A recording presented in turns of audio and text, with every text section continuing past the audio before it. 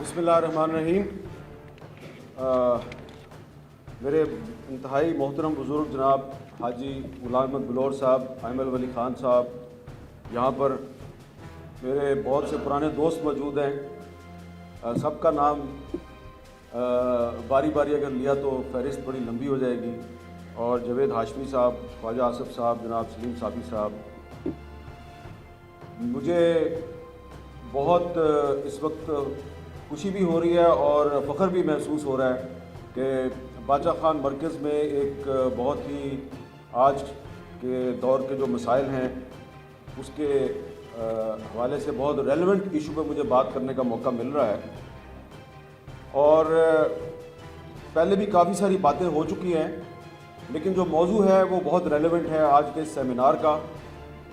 اور یہ سیمینار ایک ایسے وقت میں منعقد ہو رہا ہے جب اس وقت پوری دنیا کو ایک وبا کا سامنا ہے۔ تو آج سے بہت سال پہلے باچا خان کی ایک کتاب پڑھتے ہوئے ایک واقعہ جو انہوں نے لکھا، تو اس واقعے کو پڑھ کے میں بڑا حیران ہوا، اور اس کا تعلق بھی ایک عالمی وبا سے ہے، کیونکہ آج سے تقریباً 100 سال پہلے بھی ایک وبا آئی تھی، اس وقت بھی ایک فلو پھیلا تھا، اور اس میں پوری دنیا میں نہیں، ہمارے اس خطے میں بھی بہت سے لوگ جو ہیں وہ اپنی جان سے چلے گئے تھے۔ تو اس وقت ولی خان صاحب بہت چھوٹے تھے، اور ان کے بھائی غنی خان صاحب 3-4 سال ان کی عمر تھی۔ تو باچا خان لکھتے ہیں کہ غنی خان جو ہے وہ شدید فلو کا شکار ہو گیا، بے ہوش ہو گیا۔ تو ہم سارے بڑے پریشان تھے۔ تو ایک دن عصر کی نماز پڑھنے کے بعد میں دعا کر رہا تھا، تو میں نے سنا کہ جو غنی خان کی والدہ ہے وہ اس کے سرانے کھڑی ہو کے دعا کر رہی ہے پشتوں میں، اور دعا یہ کر رہی ہے کہ اے پروردگار، میرے اس بچے کو جو بیماری ہے وہ بیماری مجھے دے دے اور میری صحت اس کو دے دے۔ اور پھر باچا خان نے لکھا ہے کہ وہ رات گزری اور اگلے دن غنی خان کی صحت بحال ہو گئی، اس کو ہوش آ گیا، وہ ٹھیک ہو گیا، اور اس کی جو والدہ ہے وہ اچانک بیمار ہو کے اس دنیا سے کوچ کر گئی۔ تو جب میں نے یہ واقعہ پڑھا تو میں بڑا حیران ہوا کہ اچھا، باچا خان تو نماز بھی پڑھتے تھے، اور ولی خان کی والدہ تو بڑی نیک عورت تھی۔ تو یہاں پہ تو ہمارے بہت سے جو سیاستدان ہیں وہ کہتے ہیں یہ تو غدار ہیں، یہ کافر ہیں۔ تو میں نے کچھ جو دوست تھے ان سے کہا کہ یار یہ تم نے کتاب پڑھی ہے؟ انہوں نے کہا یار اس قسم کی کتابیں ہم نہیں پڑھتے۔ تو یہ وہ میں سمجھتا ہوں کہ مس انڈرسٹینڈنگ ہے جو ابھی تک پاکستان میں بہت سے لوگوں کے دل و دماغ میں موجود ہے۔ آپ جب یہ اٹک کے پل کے پار جب کسی آدمی سے بات کریں باچا خان کی، ولی خان کی، تو وہ اسی قسم کی جو مس انڈرسٹینڈنگ ہے اس کا شکار رہتے ہیں۔ اور پھر جب ہم نے آہستہ آہستہ باچا خان کے جو نظریات ہیں ان کا مطالعہ کیا تو پتہ چلا کہ وہ ایک پختون معاشرے میں انہوں نے جو خدائی خدمتگار تحریک شروع کی تھی، تو وہ لوگوں کو درس دیا کرتے تھے کہ انتقام نہیں لینا، اور تشدد نہیں کرنا، اور جو سب سے اہم چیز تھی کہ عورت کو احترام دو۔ اور ایک بڑا ان کا مشہور فقرہ ہے کہ اگر آپ نے کسی معاشرے یا کسی قوم کی جو تہذیب و ثقافت ہے اس کے معیار کا اندازہ لگانا ہے تو آپ یہ دیکھیں کہ یہ قوم یا یہ معاشرہ اپنی عورتوں کو کتنی عزت دیتا ہے۔ اور یہ بات آج سے تقریباً 100 سال پہلے انہوں نے یہ کہی تھی۔ تو یہاں پر بہت سی باتیں ہوئی ہیں، اور خواجہ آصف صاحب نے بھی کچھ باتوں کو بڑے لطیف پیرائے میں بیان کیا ہے، لیکن میں تو سیاستدان نہیں ہوں، میں صحافی ہوں، ذرا سیدھی بات کروں گا۔ اور وہ سیدھی بات یہ ہے کہ بھائی میں تو پاکستان بننے کے بعد پیدا ہوا ہوں۔ پاکستان بننے سے پہلے باچا خان کیا کرتے رہے، ان کا کیا موقف تھا، اس کا مجھے پتہ ضرور ہے، لیکن میں اس کو مسئلہ نہیں بنانا چاہتا، کیونکہ میں پاکستان بننے کے بعد پیدا ہوا ہوں، اور یہاں پر اکثر لوگ پاکستان بننے کے بعد پیدا ہوئے ہیں۔ تو میرا مسئلہ یہ ہے کہ باچا خان اور ولی خان نے پاکستان بننے کے بعد کیا کردار ادا کیا. وہ کردار میرے لیے زیادہ اہم ہے.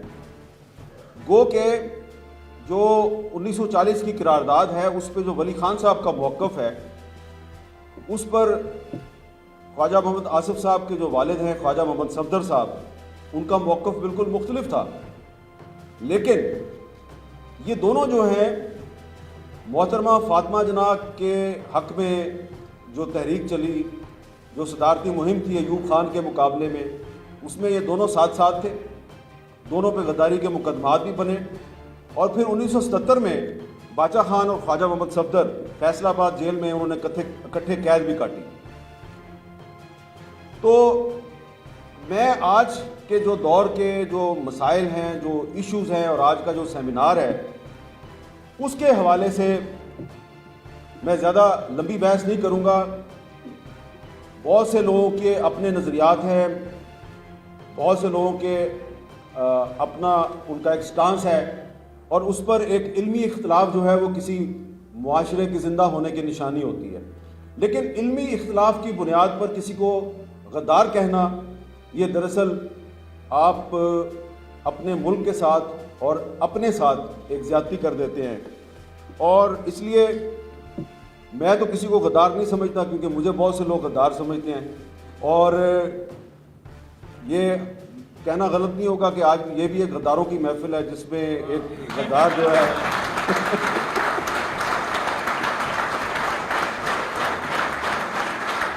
کیونکہ غداری جو ہے آج کے معاشرے میں, آج کے پاکستان میں غداری اب کوئی الزام نہیں ہے بلکہ تمغہ ہے. اور اگر کوئی گالی ہے تو وہ حب الوطنی ایک گالی ہے. وہ کس لیے؟ وہ اس لیے کہ حب الوطنی کو انگریزی میں کیا کہتے ہیں؟ پیٹریوٹ. اور ہماری سیاست میں جو پیٹریوٹ گروپ ہے وہ کون ہوتا ہے؟ جو سیاسی وفاداری تبدیل کرتا ہے, جو لوٹا بنتا ہے. تو اگر پیٹریوٹزم جو ہے, اگر پیٹریوٹزم کا تعلق لوٹائزم سے ہے تو بھائی ہاتھ جوڑ کے کہتے ہیں ہم غدار ہی اچھے ہیں, ہمیں غدار ہی رہنے دو. تو ابھی سلیم صابی صاحب نے بھی ذکر کیا کہ جب پاکستان بن گیا تو باچا خان صاحب نے استحکام پاکستان کے لیے اپنی خدمات پیش کیں. تو یہ جو آج کا آپ کے سیمینار کا موضوع ہے ماڈریشن, ایکسٹریمزم اینڈ خدائی خدمتگار موومنٹ, تو یہ جو ماڈریشن ہے اور ایکسٹریمزم ہے اس کی اگر آپ نے اس کو سمجھنا ہے کہ باچا خان کا نظریہ کیا تھا ماڈریشن اور ایکسٹریمزم کے بارے میں, تو آپ کو جو پاکستان کی پہلی قانون ساز اسمبلی تھی اس میں جو باچا خان کی تقریر تھی وہ آپ تقریر پڑھیں بڑی تفصیل سے. ایک کٹ موشن پہ انہوں نے تقریر شروع کی اور وہ تقریر جو ہے وہ آپ کے جو پرویز خان ایڈوکیٹ ہے ایکس MNA, انہوں نے جو کتاب لکھی ہے پرزنر آف کانشنس, اس میں انہوں نے وہ پوری تقریر جو ہے اس کو ریپروڈیوس کیا ہے. اور اس تقریر میں کس کے ساتھ بحث مباحثہ ہو رہا ہے؟ لیاقت علی خان کے ساتھ اور لوگوں کے ساتھ.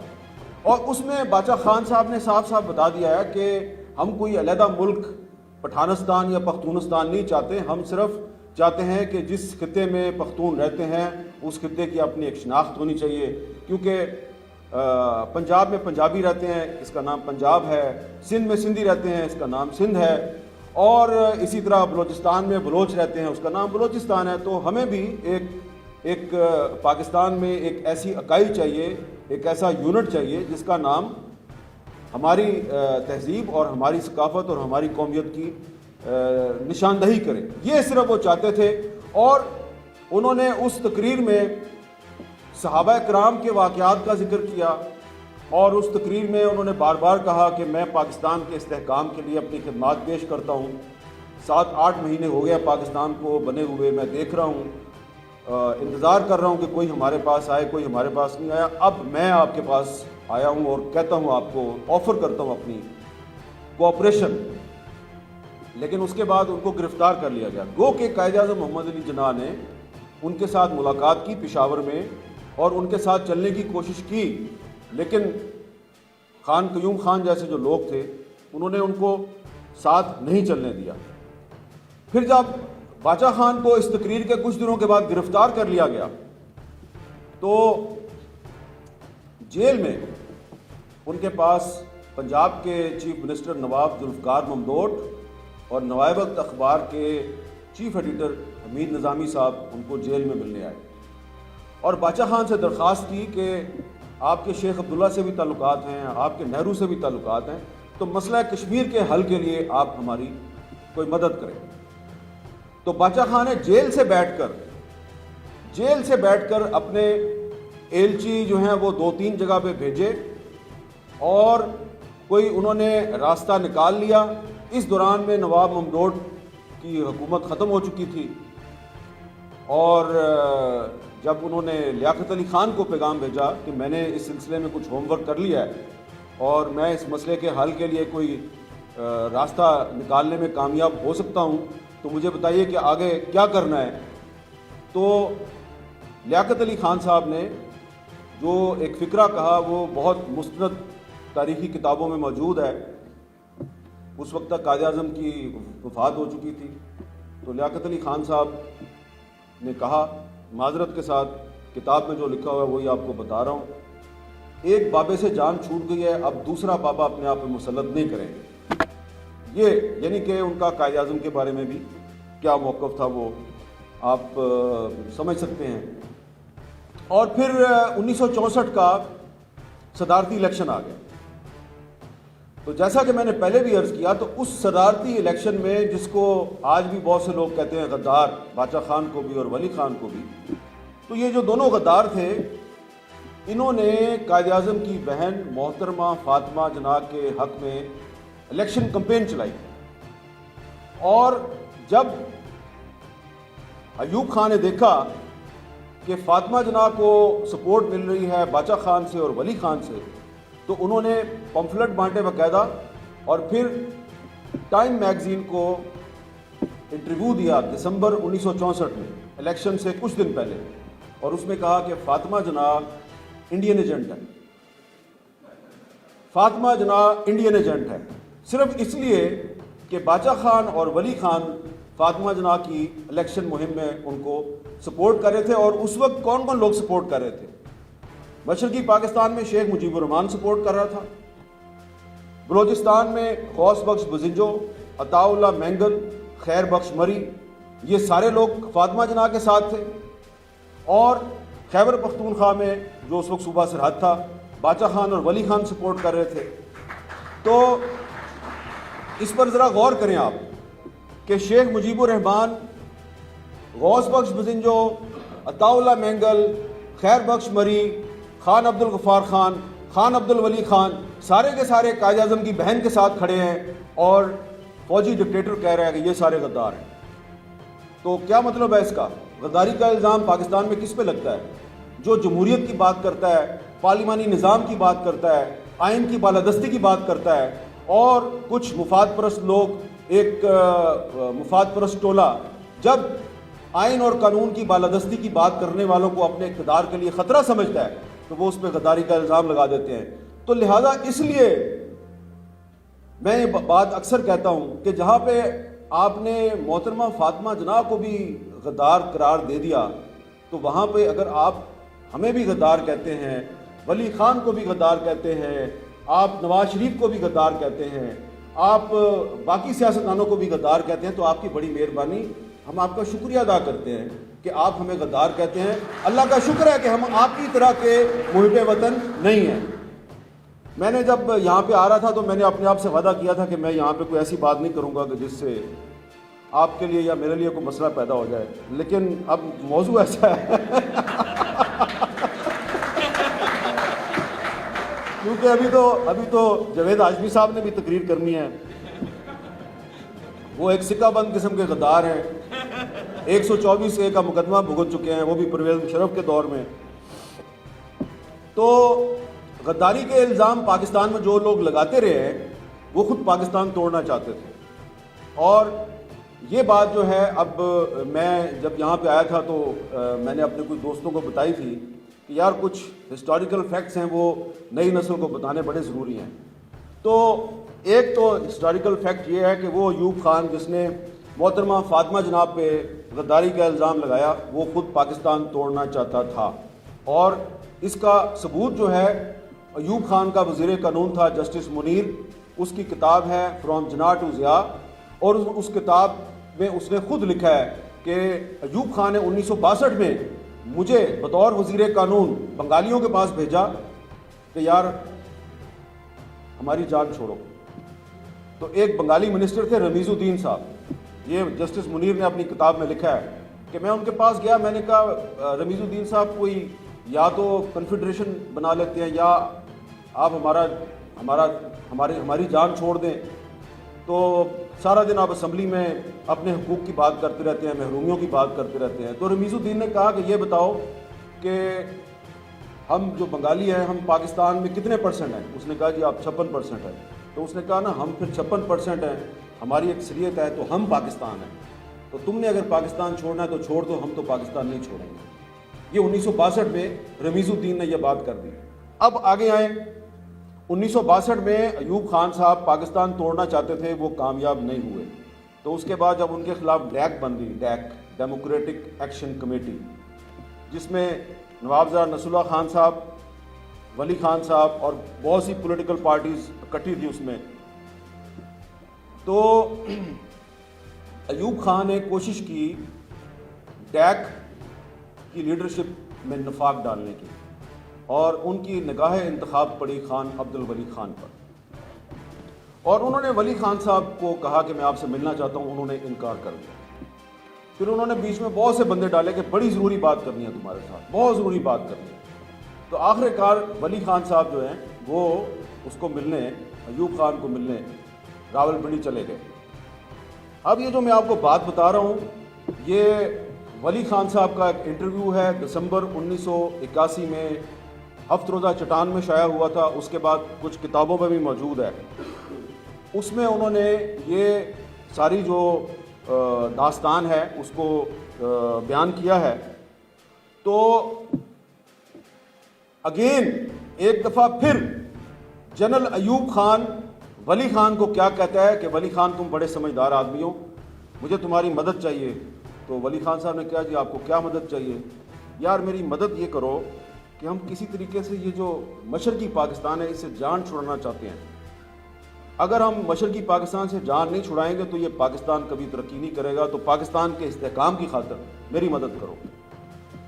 تو ولی خان صاحب جو ہیں انہوں نے انکار کیا اس کو، اور جو ایگزیکٹ الفاظ ہیں، کیونکہ یہ ہسٹری کی بات ہے، تو جو ایگزیکٹ الفاظ ولی خان صاحب نے اپنے اس انٹرویو میں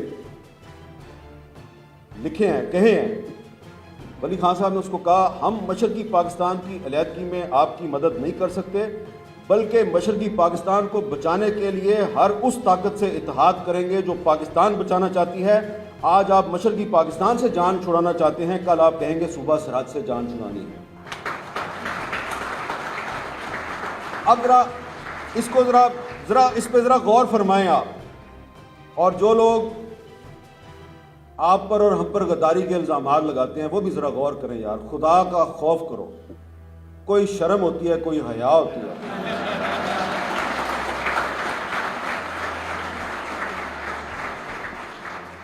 اگلا فقرہ ولی خان صاحب نے جو اپنی گفتگو ہے، اس گفتگو میں جو اگلا فقرہ ایوب خان کو کہا ہے، وقت کے ایک فوجی ڈکٹیٹر کے سامنے بیٹھ کر باچا خان کا برخوردار خان عبد الولی خان، جس پہ پاکستان کے ریاستی اداروں نے غداری کا الزام لگایا ہے، ایک غدار کا بیٹا، غدار ابن غدار، پاکستان کے سب سے محب وطن انسان، صدر پاکستان کو کیا کہہ رہا ہے؟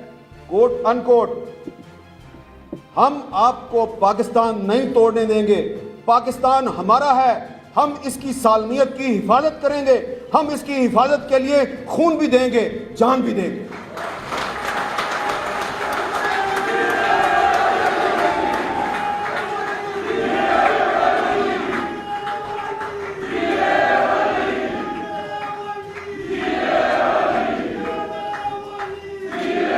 اچھا، اب اگر کسی کو شک ہو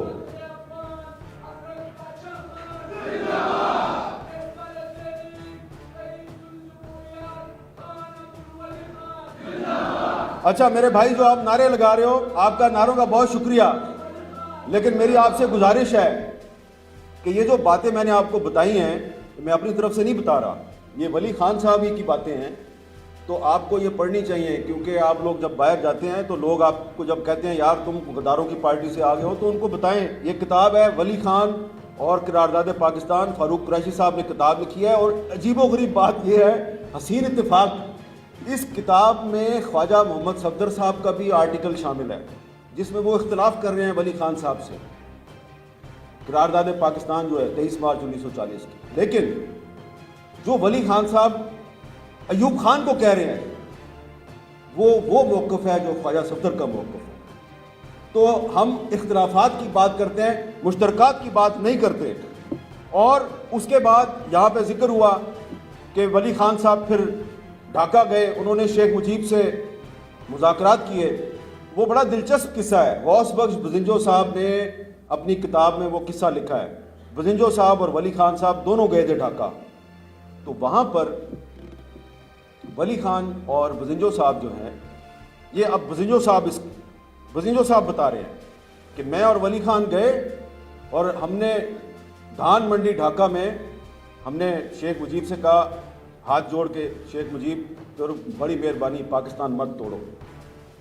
تو شیخ مجیب تھوڑا غصے میں آ گیا اور اس کی آنکھوں میں آنسو آ گئے، اور اس نے ولی خان اور بزنجو صاحب کو مخاطب کرتے ہوئے کہا کہ تم مجھے کہہ رہے ہو کہ میں پاکستان توڑنا چاہتا ہوں؟ تم بھول گئے ہو 1947 جب میں تمہارے پاس آیا تھا کہ خدا کے لیے پاکستان بننے دو، اس وقت تم کہتے تھے کہ نہیں مسلمان تقسیم ہو جائیں گے، یہ غلط ہو رہا ہے۔ آج تم میرے پاس آ گئے ہو، میں پاکستان نہیں توڑنا چاہتا، میرے پاس میجورٹی ہے، میرے پاس اکثریت ہے، میں تو پاکستان کو بچانا چاہتا ہوں، تم میرا ساتھ دو۔ تو ان دونوں نے اپنا تعاون جو ہے وہ مجیب الرحمان کو اس کی پیشکش کی اور کہا کہ ہم آپ کے ساتھ چلنے کے لیے تیار ہیں۔ اور اگر یہ ویسٹ پاکستان کی اتنی بڑی پارٹی اور ایسٹ پاکستان کی ایک اتنی بڑی پارٹی اکٹھی ہو جاتی تو پاکستان بچ سکتا تھا، لیکن یہ یحییٰ خان نے یہ کام نہیں ہونے دیا۔ اور اس کے بعد یہی پارٹی نیب، نیشنل عوامی پارٹی، جو 1971 میں پاکستان بچانا چاہتی تھی، پھر اس پر پابندی لگا دی گئی، اور پابندی لگا کے پاکستان کو مزید کمزور کیا گیا، اور جو ایک ماڈریشن اور عدم تشدد کی بات کرنے والے لوگ تھے ان کے ساتھ تشدد کا راستہ اختیار کیا گیا۔ عدم تشدد کی تحریک کو دبانے کے لیے تشدد کا راستہ اختیار کیا گیا، اور یہی ہے ہمارا ڈکلائن۔ یہاں سے ہمارا جو ہے زوال شروع ہوتا ہے۔ پاکستان کی سیاسی جماعتیں جو ہیں، پہلے ان پر پابندی لگائی گئی، پھر ان کی توڑ پھوڑ شروع کی گئی، پیٹریوٹ گروپ بنائے گئے۔ اس میں آپ کے باچا خان مرکز میں ایک اور بھی تصویر میں نے دیکھی ہے، ادھر دیواروں پہ لگی ہوئی ہے، باشانی صاحب کی، آپ نے تصویر لگائی ہے، بہت اچھا کیا آپ نے، وہ نیب کے صدر تھے۔ لیکن ایک کتاب ہے، بریگیڈیئر اے آر صدیقی صاحب نے یحییٰ خان پہ کتاب لکھی ہے، اور بریگیڈیئر اے آر صدیقی صاحب former D G I S P R ہیں، آئی ایس پی آر کے سابق سربراہ ہیں۔ تو انہوں نے اپنی کتاب میں یہ لکھا ہے کہ جو 1970 کا الیکشن تھا، اس میں جنرل غلام عمر صاحب جو ہیں انہوں نے کروڑوں روپے تقسیم کیے تھے مختلف سیاسی جماعتوں میں، اور جن سیاسی جماعتوں میں وہ پیسے تقسیم کیے گئے تھے اس میں باشانی صاحب کا بھی ذکر آتا ہے، ٹھیک ہے، اور بھی خان قیوم کا بھی ذکر آتا ہے، اور بھی جماعتوں کا ذکر آتا ہے۔ تو یہ جو ہے نا تاریخ، ولی خان صاحب کہتے تھے تاریخ بڑے کام کی چیز ہے، فیکٹس آر فیکٹس۔ یہ حاجی غلام محمد بلور صاحب بیٹھے ہوئے ہیں، بہت سے واقعات کے عینی شاہد ہیں۔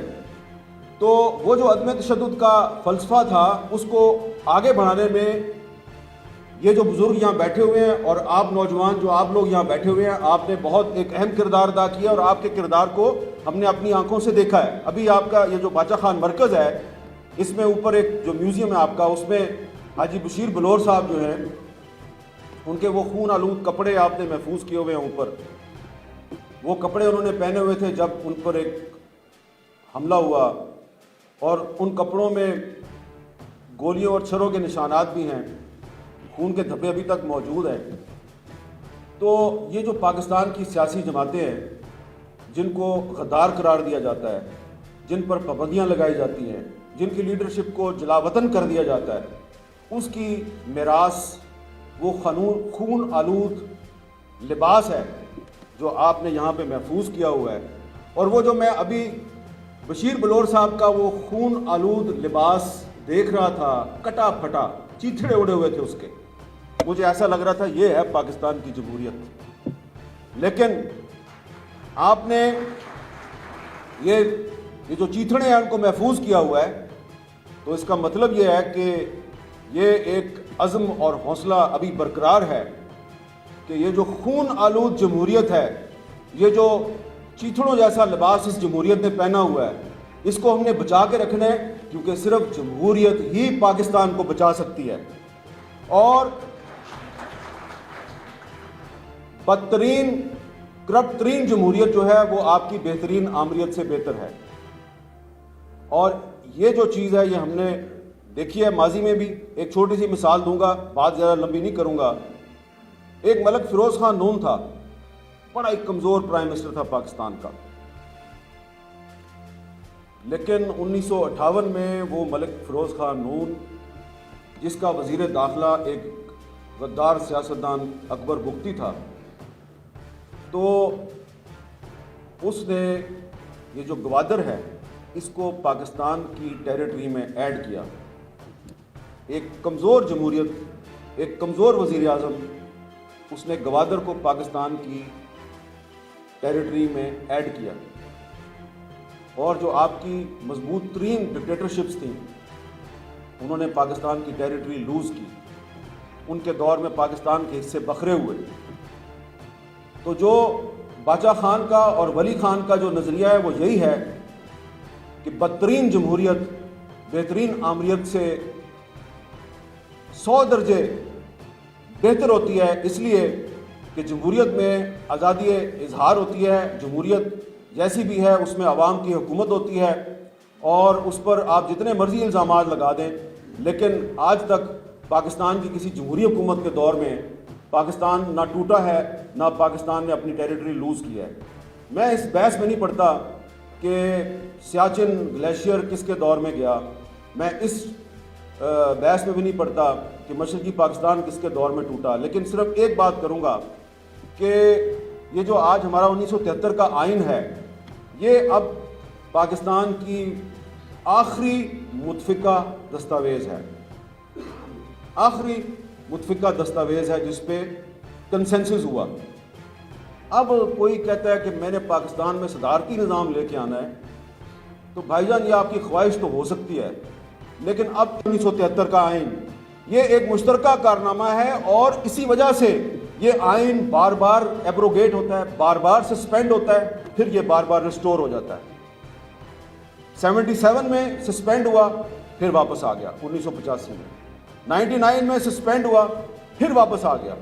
تو یہ اس لیے واپس آتا ہے کہ اس کے علاوہ آپ کے پاس کوئی راستہ نہیں ہے۔ جو لوگ کہتے ہیں کہ پاکستان میں صدارتی نظام آئے گا تو سارے مسئلے حل ہو جائیں گے، تو کل وہ وزیر اعظم صاحب کہہ رہے تھے کہ پاکستان میں کوئی مہنگائی نہیں ہے، سب حالات ٹھیک ہیں، زر مبادلہ کے ذخائر بڑھ گئے ہیں، بیلنس آف پیمنٹ بڑھ گیا ہے، پاکستان کی ایکسپورٹس بڑھ گئی ہیں۔ تو بھائی اگر اتنے حالات اچھے ہیں تو پھر تم یہ خفیہ طریقے سے صدارتی نظام پاکستان میں لانے کی مہم کیوں چلا رہے ہو؟ یہ جو صدارتی نظام کی مہم ہے، یہ جو ڈبیٹ ہے، اس کے پیچھے تحریک انصاف ہے۔ یہ میں آپ کو چیلنج کرتا ہوں، یہ جو صدارتی نظام کی ڈبیٹ ہے اس کے پیچھے پاکستان تحریک انصاف ہے، اس کا سوشل میڈیا سیل ہے۔ وہ پاکستان کے اصل مسائل سے توجہ ہٹانی چاہتے ہیں، لیکن یہ جو آج کا اجتماع ہے یہ ان لوگوں کا اجتماع ہے جو باچا خان کے اور ولی خان کے پیروکار ہیں، اور باچا خان اور ولی خان نے 1964 میں محترمہ فاطمہ جناح کا ساتھ دیا تھا، اور محترمہ فاطمہ جناح کی پوری الیکشن کمپین کیا تھی کہ پاکستان میں پارلیمانی نظام ہونا چاہیے۔ تو جو پاکستان میں پارلیمانی نظام کی بات کرتا ہے، میں سمجھتا ہوں کہ وہ پاکستان میں جو 1973 کا آئین ہے اس کی بالادستی کی بات کرتا ہے۔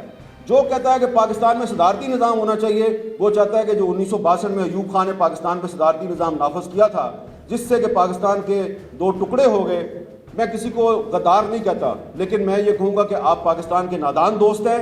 آپ نے پہلے بھی صدارتی نظام کے ذریعے پاکستان کے 2 ٹکڑے کیے، آپ آئندہ بھی یہی کرنا چاہتے ہیں۔ اور ایک مجھے یاد آ گیا بات کرتے کرتے کہ ایک اور بھی گواہ جو ہے وہ موجود ہے جس کے سامنے ایوب خان نے بات کی تھی کہ مشرقی پاکستان جو ہے وہ پاکستان کے ساتھ نہیں ہونا چاہیے، اور اتفاق کی بات ہے کہ وہ آدمی جو ہے وہ آپ کے اس اجتماع میں موجود ہے اور ابھی اس نے تقریر کرنی ہے۔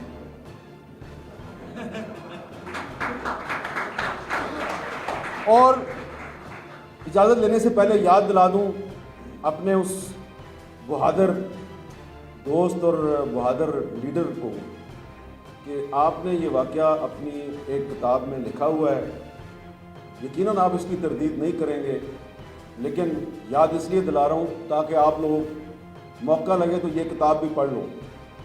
جاوید ہاشمی صاحب کو ایوب خان نے کیا کہا تھا یہ اب آپ کو جاوید ہاشمی صاحب خود بتائیں گے۔ اجازت دیجیے، اللہ حافظ۔